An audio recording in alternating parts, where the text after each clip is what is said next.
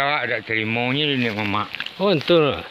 Kalau kau buat cerita babi ya batu ni kuahnya. Itu ndak terima ya. Ada cerimoni orang. Malah mau cendol itu kau tertutup tu pencarian. Kan tertutup tu batu. Iya. Oh, dah lama makan garam pun.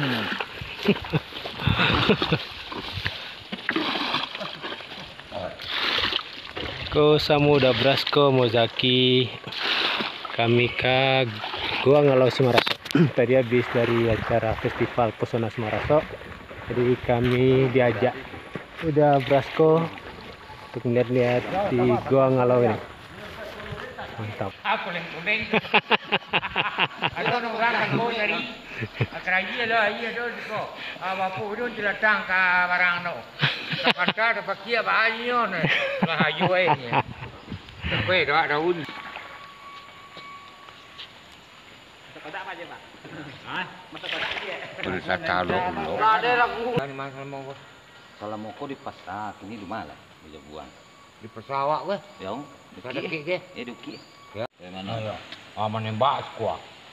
Dah ada waktu nak korun tua dah. Lawan hari nami oleh tu dalam ya. Ya. Tunggu. Kalau dah anti kan.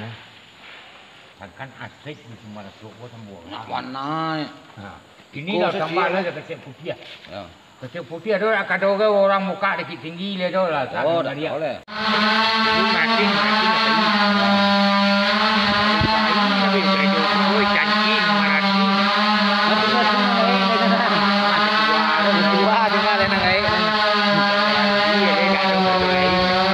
Itu daro Nabilo terakhir masuk.